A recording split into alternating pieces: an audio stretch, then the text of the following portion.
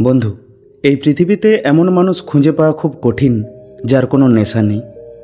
এদিকে নেশার কথা বলতেই আমাদের মাথাতে সবার প্রথমে যে জিনিসগুলো ভেসে ওঠে তা হলো মদ, বিড়ি, সিগারেট, জুয়া ইত্যাদি। কিন্তু না, শুধু এগুলো নেশা নয়। নেশা বিভিন্ন প্রকারের হয়ে থাকে। এই যেমন ধরুন টাকার নেশা, স্মার্টফোনের নেশা, যৌনতার নেশা, বাড়ির নেশা, গাড়ির নেশা, গয়নার নেশা ইত্যাদি ইত্যাদি। ওই যে বললাম, নেশা ছাড়া মানুষ নেই। আর সত্যি কথা বলতে নেশার দরকারও আছে। হ্যাঁ বন্ধু, আপনি ঠিকই শুনেছেন, নেশার দরকার আছে। নেশা না করলে আপনি জীবনে কিছুই করতে পারবেন না। সেটা নিয়ে আমরা একটু পরে কথা বলছি, কিন্তু তার আগে জেনে নিই নেশা কী, নেশা কী করে শুরু হয়, নেশা কী করে ছাড়তে পারবেন, আর সবার শেষে জানব নেশার উপকারিতা কী। প্রথমেই বলি নেশা কী। নেশা হলো এক প্রকার আসক্তি। সেটা যে কোনো কিছুর ওপর হতে পারে, কোনো মাদক দ্রব্যের ওপর, কোনো মানুষের ওপর, কোনো জিনিসের ওপর। আজকাল কম বেশি সব মানুষেরই একটা না একটা নেশা থাকে, কিন্তু সমস্যা তখন তৈরি হয় যখন সেটা ছাড়া আমাদের আর চলে না। মন বারবার সেটাই চাই। আমরা চাইলেও সেটার থেকে নিজেকে আটকে রাখতে পারি না।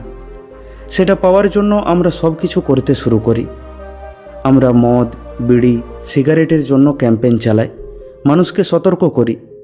এগুলোর উপর লেখাও থাকে যেগুলো আমাদের জন্য ক্ষতিকর।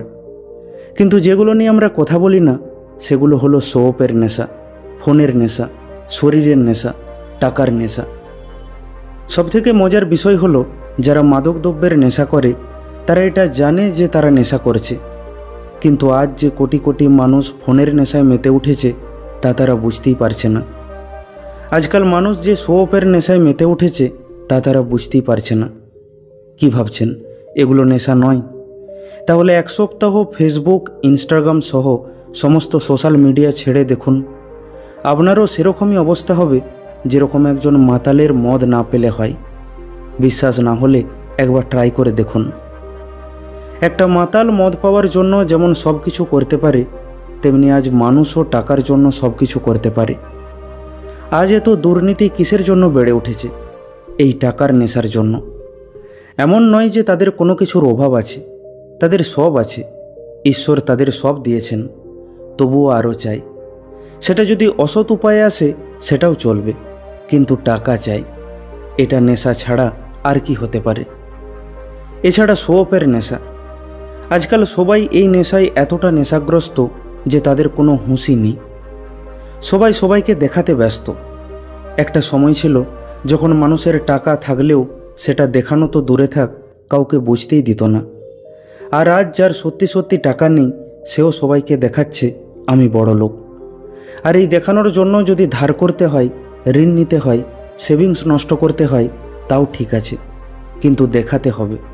এটা নেশা ছাড়া আর কি হতে পারে? এছাড়া শরীরের নেশা। আজকের এই কলিযুগে মানুষ শরীরের নেশাতে এতটা বিভোর হয়ে উঠেছে যে তার জন্য তারা সব কিছু করতে পারে। স্ত্রী নিজের স্বামীকে মেরে ফেলছে, তো স্বামী নিজের স্ত্রীকে। আর এটাকে যেমন তেমন নেশা ভাববেন না, এটা মাদক দ্রব্যের থেকেও ভয়ানক নেশা। এটা শুধু যে মানুষের সংসার নষ্ট করে তাই নয়, মান সম্মানও নষ্ট করে দেয়, আর সবথেকে বড়, চরিত্র নষ্ট করে দেয়। অথচ এগুলোকে আমরা নেশা বলে মনেই করি না। বিশ্ব স্বাস্থ্য সংস্থার মতে প্রতি বছর বিশ্বব্যাপী প্রায় 30 লক্ষ মানুষ মদ্যপানের কারণে মারা যায়।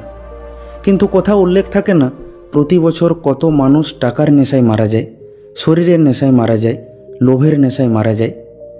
তাই আমরা যতটা কঠোরতার সাথে মাদক দ্রব্যের বিরোধিতা করি, ঠিক ততটা কঠোরতার সাথে এই সবেরও বিরোধিতা করা উচিত। মানুষকে সচেতন করা উচিত। এবার বলি কেন আমরা কোনো জিনিসের নেশায় আসক্ত হয়ে পড়ি। সেটা বুঝতে গেলে প্রথমে আমাদের মস্তিষ্ককে বুঝতে হবে, মস্তিষ্কের স্বভাবকে বুঝতে হবে। আমাদের মস্তিষ্কের স্বভাব হলো, সে একবার যেটাতে মজা পেয়ে যায় সেটাকে সে বারবার পেতে চায়, আর যেটাতে সে মজা পায় না সেটা সে করতে চায় না। ছোটবেলা থেকে ভাবুন, আমাদের খেলতে ভালো লাগতো কিন্তু পড়তে ভালো লাগতো না, কারণ পড়তে গেলে মাথাকে কাজ করতে হতো যেটা তার ভালো লাগতো না। আসলে আমাদের মস্তিষ্ক একটু কুঁড়ে প্রকৃতির, সে বেশি পরিশ্রম করতে চায় না। যেই কাজে পরিশ্রম লাগে সেই কাজ তার পছন্দ নয়। খেলাতে সে মজা পেত, তাই আমাদের খেলতে ভালো লাগতো। তারপর একটু বড় হতেই কাজ করতে ভালো লাগে না, কিন্তু আড্ডা মারতে ভালো লাগে। আর একটু বড় হতেই নেশা করতে ভালো লাগে, কিন্তু এক্সারসাইজ বা শরীরচর্চা করতে ভালো লাগে না। এগুলো ফ্যাক্ট, এগুলো অটোমেটিক হয়ে উঠবে। তাহলে এর উপায় কি? এর একটাই উপায়, আমাদের মনের হিসাবে না চলে বুদ্ধিমত্তার হিসাবে চলতে হবে। এটা ভালো লাগে না বলে করব না, কিংবা এটা ভালো লাগে বলে করব, এই ভাবনাটা ত্যাগ করতে হবে। আমাদের সেটা করতে হবে যেটাতে আমাদের লাভ হবে, উপকার হবে, জীবনে এগিয়ে যেতে, জীবনে বাঁচতে। প্রথম প্রথম কষ্ট হবে, ইচ্ছা করবে না, কিন্তু করে যেতে হবে।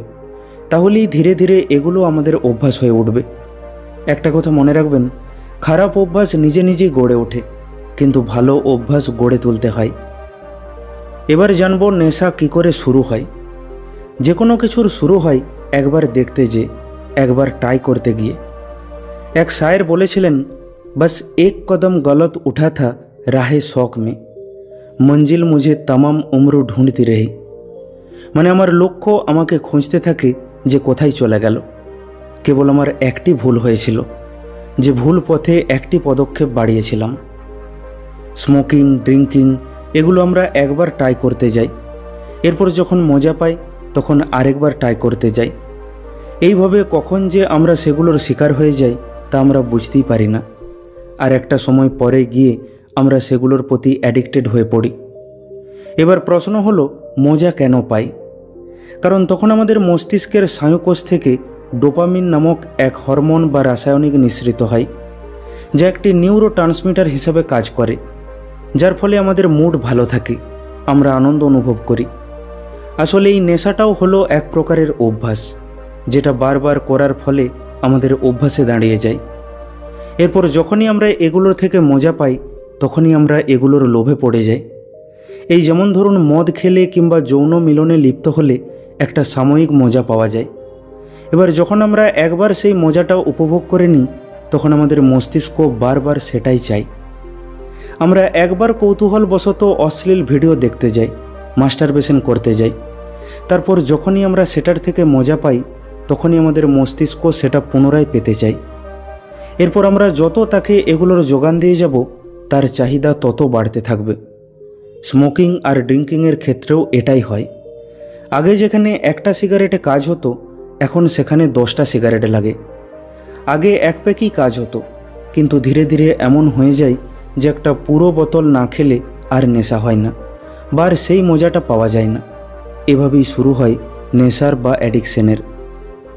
এবার বলি, যে কোনো নেশা কি করে ছাড়তে পারবেন। নেশা ছাড়তে হলে সবার প্রথমে আমাদের এটা স্বীকার করতে হবে যে আমার এই জিনিসের নেশা আছে। 90% মানুষ এই জন্য নিজের নেশা ছাড়তে পারে না, কারণ তারা এটা মানতেই চায় না যে তাদের কোনো নেশা আছে। তাই সবার প্রথমে এটা স্বীকার করুন যে আমি এই জিনিসের প্রতি আসক্ত। মিথ্যা মিথ্যা এক্সকিউজ দেবেন না। এটা বলবেন না, প্রচুর টেনশন তাই আমি মদ খাই, এত চিন্তা নিতে পারছি না তাই আমি সিগারেট খাই। না বন্ধু, আপনি মদ খান কারণ আপনার সেটা নেশায় দাঁড়িয়ে গেছে। আপনি সিগারেট খান কারণ আপনার সেটা অভ্যাসে দাঁড়িয়ে গেছে। আপনি যতই অন্যদের বলুন যে আপনি বাধ্য হয়ে এইসব খাচ্ছেন, কিন্তু সত্যিটা একমাত্র আপনিই জানেন যে আপনার এটা নেশায় দাঁড়িয়ে গেছে। হ্যাঁ, শুরুটা হয়তো আপনি কোনো যন্ত্রণা কিংবা টেনশনকে ভোলার জন্য করেছিলেন, কিন্তু এখন সেটাই একটা যন্ত্রণা ও টেনশন হয়ে দাঁড়িয়েছে। তাই সত্যিটাকে স্বীকার করুন, তবেই ছাড়তে পারবেন। এরপর যখন আমরা ঠিক করে নেব যে আর নেশা করব না, তখন আমাদের দুটো জিনিসের দরকার পড়বে। 1 সংকল্প, আর 2 কন্ট্রোল। সংকল্প শক্তির ক্ষমতা অসীম যদি আমরা এটা বুঝতে পারি। তাহলে যদি আমরা একবার এটা সংকল্প করে নিই যে আমি নেশা ছেড়ে দেব, তাহলে একটা নয় 1000টা রাস্তা বেরিয়ে আসবে।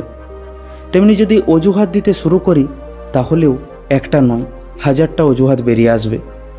তাই আমাদের সবার আগে একটা দৃঢ় সংকল্প নিতে হবে যে আমি নেশা ছেড়ে দেব। সেটা যেই জিনিসেরই হোক না কেন, যেটা আমাকে ধীরে ধীরে কন্ট্রোল করতে শুরু করেছে, আমাকে অবনতির দিকে নিয়ে যাচ্ছে, যেটা একটু একটু করে আমাকে শেষ করে দিচ্ছে। একবার ভেবে দেখুন, একটা জিনিস আপনাকে কন্ট্রোল করছে, তার মানে আপনি কতটা তুচ্ছ হয়ে উঠেছেন।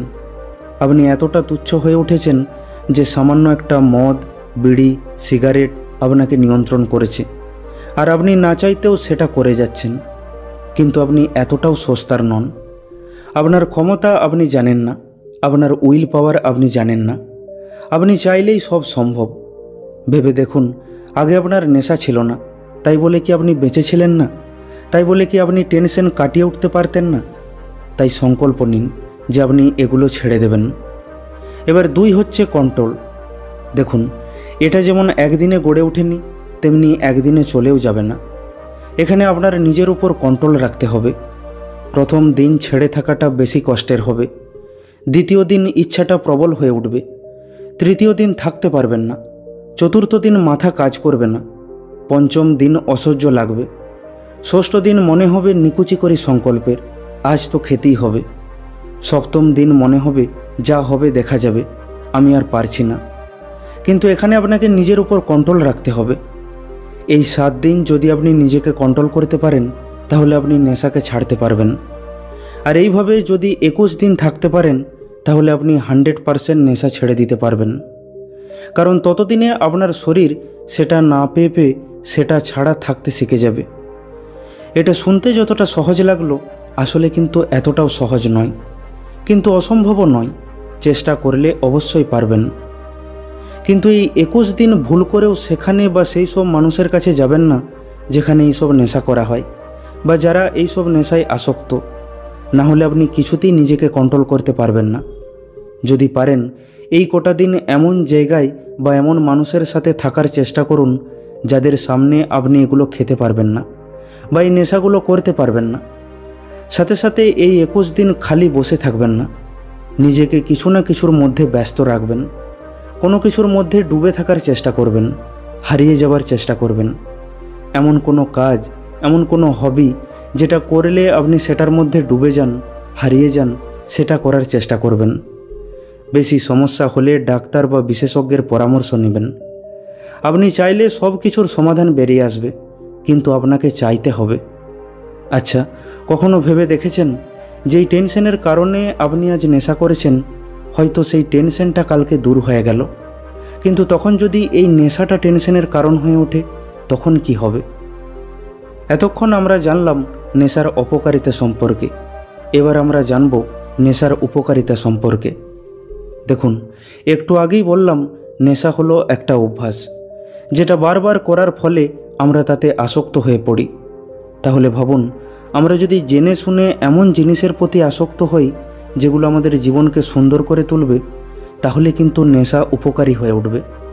নেশা করুন না, কে বারণ করেছে?